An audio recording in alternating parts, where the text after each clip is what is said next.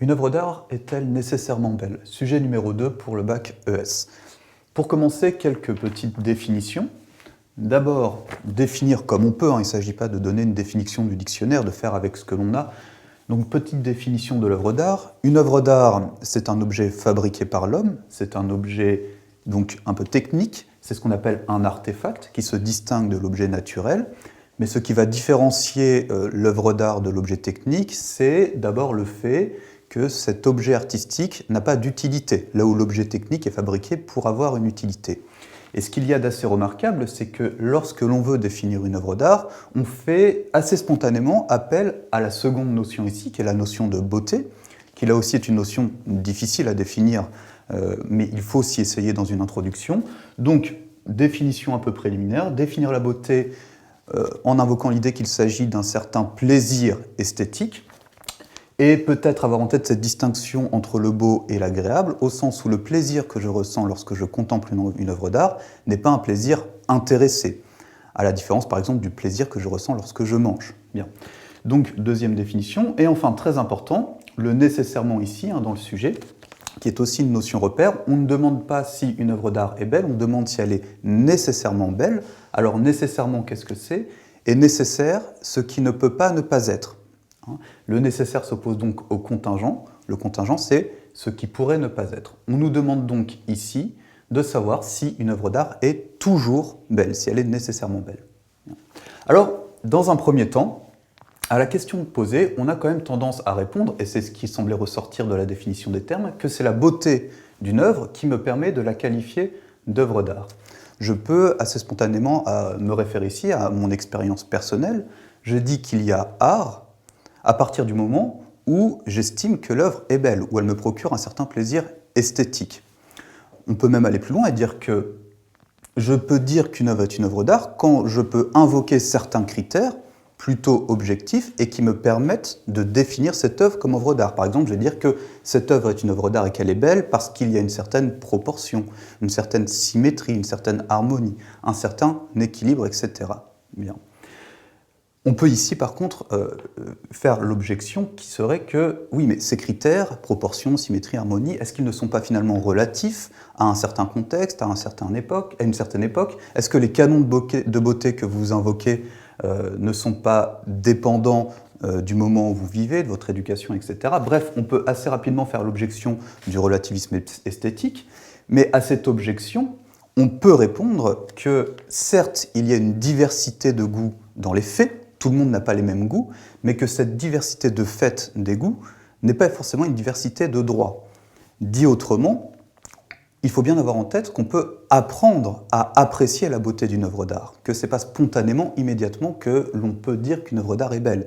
Ça suppose peut-être une certaine éducation, c'est notamment la thèse de David Hume qui nous apprend qu'il faut certaines qualités pour réussir à déceler la beauté d'une œuvre d'art. Parmi ces qualités, on peut penser par exemple à la délicatesse, c'est-à-dire au fait qu'il faut éduquer sa sensibilité, de manière à être capable de saisir les subtilités d'une œuvre.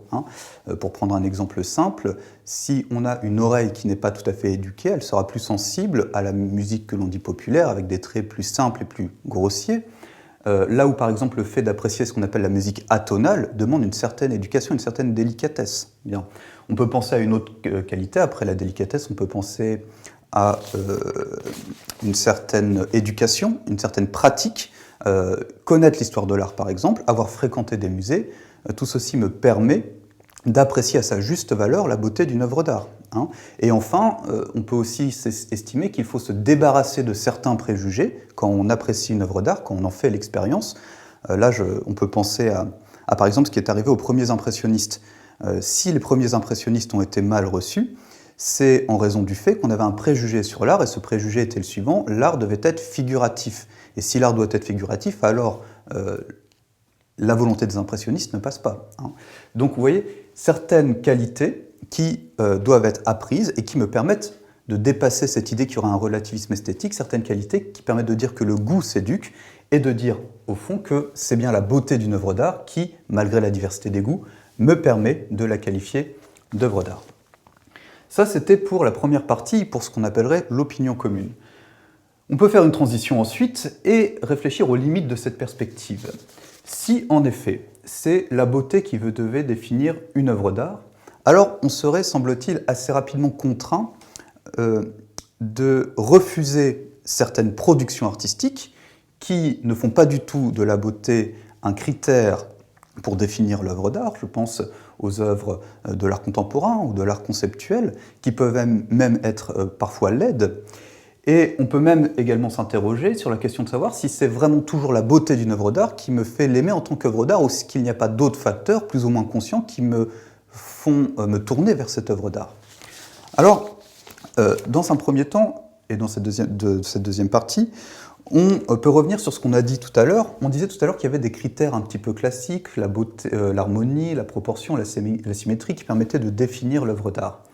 Mais il faut bien avoir en tête que l'artiste, quand il travaille la matière sensible pour en étendre les possibilités d'expression, peut en venir justement à rechercher un certain désordre des formes, un certain chaos, pour représenter des idées qui ne pourraient pas être exprimées avec une forme harmonieuse. C'est toute la différence que fait par exemple Hegel entre ce qu'il appelle l'art classique et l'art romantique. L'art classique, c'est l'art qui produit une beauté qu'on appellerait idéale et qui repose sur une harmonie entre l'idée exprimée et la forme. Donc là, on a vraiment ces canons de beauté, notamment qu'on trouve dans les statues grecques, harmonie, proportion, symétrie. Mais il distingue de cet art classique ce qu'on appelle l'art romantique qui, justement par le désordre ou le chaos qui peut être produit, invite le spectateur à aller rechercher la signification de l'œuvre d'art en dehors de ce qui est représenté, au-delà de ce qui est représenté. Pour reprendre une terminologie kantienne, on peut donc voir que l'artiste, plutôt que de chercher la beauté, va aller jusqu'à chercher ce qu'on appellerait le sublime qui est l'effet d'un certain désordre, d'un certain chaos, nécessaire peut-être au dynamisme et à la vitalité de l'art. Si on cantonnait l'art à simplement rechercher la beauté, peut-être d'ailleurs qu'on tomberait peut-être facilement dans le kitsch. Bien. Donc premier argument, cette idée selon laquelle le difforme, le chaos, Baudelaire disait « le beau est toujours bizarre ». Cette recherche du beau, du chaos et du difforme peut donner à l'art son dynamisme et son intensité. Deuxièmement, on peut se demander, comme on l'a vu en transition, si c'est toujours pour des qualités esthétiques, qualités intrinsèques de l'œuvre que j'aime une œuvre d'art. On peut penser au test de Pierre Bourdieu ici sur la sociologie de l'art. Bourdieu dit que finalement, ce qu'on envisage être le goût, c'est-à-dire la norme du beau, n'est jamais qu'un goût imposé par une certaine classe sociale, et plus précisément par la classe sociale dominante. Ce qu'on appelle le bon goût, c'est peut-être finalement l'universalisation du goût d'une certaine catégorie sociale qui pense à tort que ce goût, son goût, est partagé par tout le monde. Il y a un exemple assez intéressant pour ça, c'est l'exemple des 4 saisons de Vivaldi. Les 4 saisons de Vivaldi ont été comprise comme une grande œuvre d'art au lendemain de la Seconde Guerre mondiale, au moment où les classes les plus aisées ont commencé à l'écouter, etc. Écouter les 4 saisons, c'était faire preuve de goût. On estimait que les 4 saisons étaient belles. Mais à partir du moment où les 4 saisons de Vivaldi sont devenues plutôt une musique d'ambiance qu'on retrouvait même dans les supermarchés, alors il est devenu commun d'écouter les 4 saisons et non plus distinctif de le faire. Et là, tout d'un coup, les 4 saisons sont devenues un petit peu moins belles. Et il est devenu un peu plus ringard d'écouter les 4 saisons. Jusqu'à ce qu'on redécouvre cette composition avec des instruments baroques, etc. Et là, c'est à nouveau redevenu une belle œuvre d'art. Vous voyez, donc, finalement, la beauté d'une œuvre d'art, ici, semble toute relative au contexte social.